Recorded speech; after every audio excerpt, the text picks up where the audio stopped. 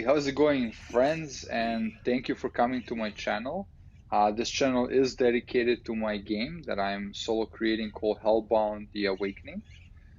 And yeah, it's been over 8 months since my last video. And first, I want to apologize for that. I did promise in my last video that I'm going to do monthly videos. Well, yeah, that kind of didn't happen. I'm sorry for that. Basically, I've been really busy working with the game. I think it was at somewhere around November when I posted my last video. And in that video, I talked about my experience presenting my game at AGLX, which is largest video game convention in Canada. And it was great. It was really cool to see a lot of the fans, a lot of people coming, asking me the questions about the game, trying out the game, subscribing to my newsletter.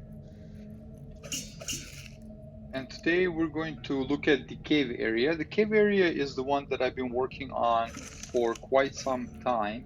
And it's also the one that really helped me improve my art style as well as the animation, which then drove how the rest of the areas look, as I kind of had to go back and fix those up. But yeah, the cave area has been inspired by many games, and I know what you're gonna say. Every dungeon crawler game has to have a cave area, right?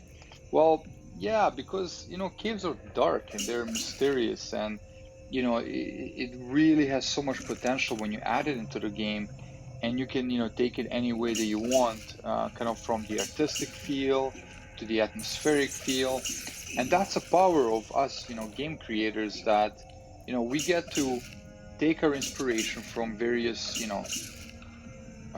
elements. It could be movies, it could be music, it could be other video games, it could be stories or our own personal experiences, and then we get to put it in such a way that we find is atmospheric. So my goal here was not to create a really dark and damp looking cave where you can barely see where you're going, and going for that realistic look.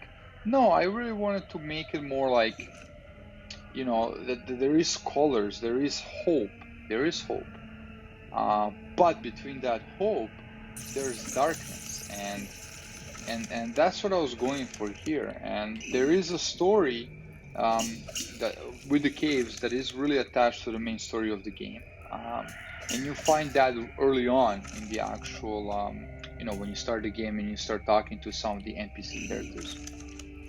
But yeah, I wanted to add things that I think would add another dimension to the cave. So for example, like adding these mining tools and utilities and railway and so forth, really adds to, I would say, more like to the story. It adds to the atmosphere, but it also adds to the story, because now it is not just an empty cave. It's a cave that has a story to tell, and you can really, as a game creator or as a storyteller, you can really add a lot of different stories or even quests, which will enhance your game, prolong your game. So I'm always looking for kind of elements that really have high value that I could potentially add to the.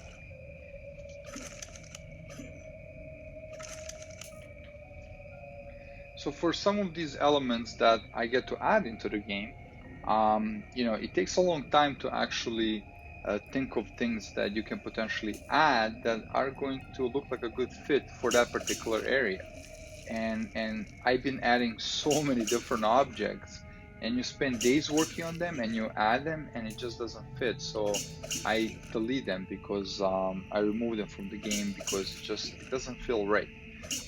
Often I do look back into my past when I was a kid growing up, and I look at as I was exploring my surrounding growing up, being able to run around when we were going camping or in the cottages or to the forest.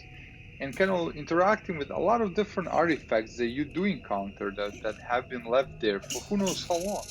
And I always found that mysterious, and it's cool to kind of add a little bit of that, a little bit of flavor into the game. And not to get too philosophical, and I hope that I didn't lose all my audience at this point, but yeah, I guess these games do provide a little bit of an eyesight or a vision into the creator's soul, So, but that's from a philosophical perspective. Yeah, regarding the caves are an interesting piece into the game from the perspective that the town that you actually wake up in, where you have no previous memory of how you got there, the town that is actually surrounded by Black Plague. Who would have thought that today we were being pandemic, and this is something that I started creating 3 years ago. But yeah, the town is surrounded by Black Plague. Nobody can leave except going to the mines. And these mines, these villagers used to basically feed themselves. So they would work in these mines until one day there was a terrible accident. And a lot of miners were lost. A lot of villagers disappeared. And as you try to get out of the village that you have no recollection how you actually got in there, you get to travel to these mines. And these mines are going to hide a lot of different secrets. So in this demo, I'm not going to go through and show you some of those secrets. That is going to be left for you to discover, but there are going to be hidden pathways, and also depending on the tarot cards that you get, there's going to be additional pathways that you can only go through with certain cards. So going back to the actual enemies in the caves, as you saw in the video, you can see there's spiders, and spiders have multiple attacks. They're coming down the ceiling, they're coming out of the darkness. They are actually going to come down the walls in the final game. I just didn't get a chance to include that part yet. Beside the spiders, and you also saw the giant spider, the mama spider, that was protecting her babies. But beside the spiders, there are going to be enemies, these demonic miners. So they used to be miners, and now they're half demons and half whatever is left of them. You're gonna have these type of enemies, and they do spin attacks. For now, they might do another attack. And there's going to be another enemy, potentially another spider, that leaves a poisonous acid trail behind. So if you step over it, you're going to get hurt.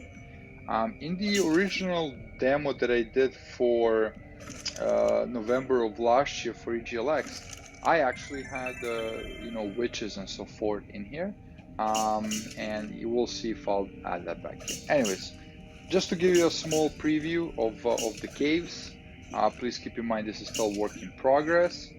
Thank you for watching my video. If you like to see more content, please comment below. Please subscribe, and until the next time, thank you very much.